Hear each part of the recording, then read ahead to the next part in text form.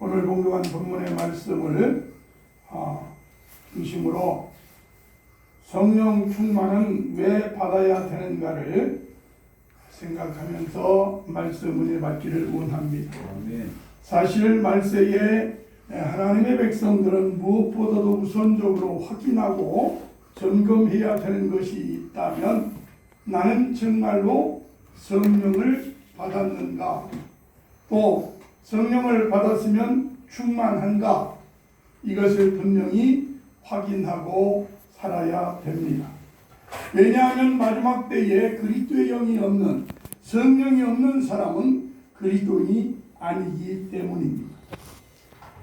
그래서 믿는 성도들에게 있어서 가장 큰 소원 중에 하나가 바로 성령 충만 받는 것이라고 할 수 있습니다.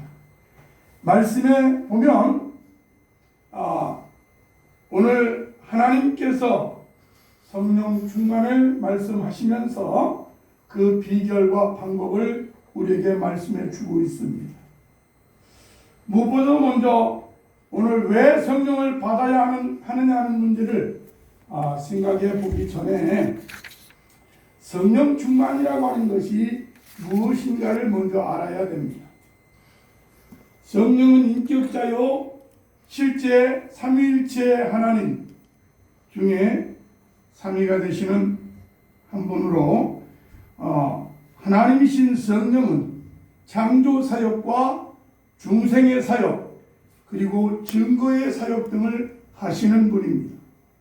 그래서 이와 같이 역사하시는 성령을 우리 믿는 자들이 반드시 소유해야 되는 이유는, 특히 말세를 사는 성도들은 바로 성경의 교훈이기 때문에, 가르침이기 때문에 반드시 성령을 받아야 된다고 하는 것입니다. 요한복음 3장 5절에 보면 예수님께서도 성령을 통해서 거듭나야만 천국에 들어갈 수 있고 성령을 받은 사람만 천국이 보인다고 말씀하셨습니다. 에베소 1장 3절에도 사도 바울은 성령은 구원받은 보증인 동시에 성령의 인침이 반드시 있어야 구원받은 자의 자격이 부여됨을 말씀하고 있습니다. 특히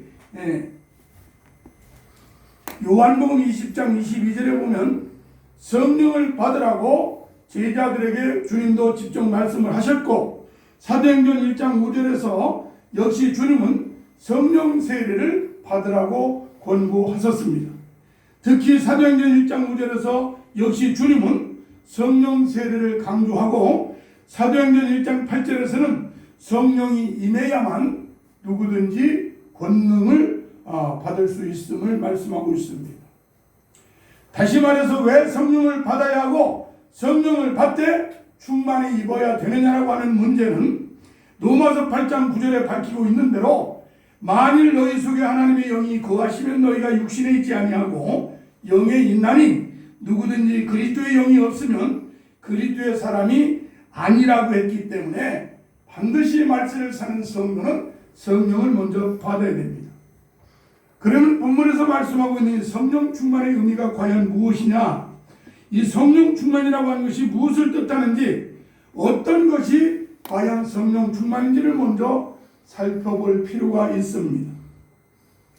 이상근 박사가 쓴 주석을 보면은 성령 충만을 받으라고 하는 말씀은 현재 수동태 명령으로 늘 받으라는 뜻이다, 그렇게 말하고 있습니다. 다시 말하면 그릇에 뚜껑을 열어놓고 빗물을 받아들이는 것처럼 성령 충만을 받아야 된다는 그런 뜻으로 해석하고 있습니다.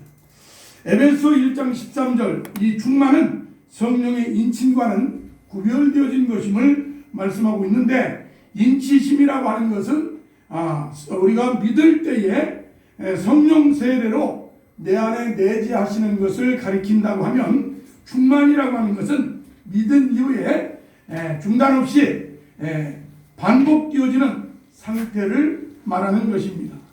그렇기 때문에 이 이상근 박사 같은 경우도 성령 충만이 얼마나 중요한가를 강조해서 해석하고 있는 걸 볼 수 있습니다. 또 박윤선 박사 주석에도 보면은 성령 충만이라고 한 말에 대해서 술에 취한 자와 취한 자의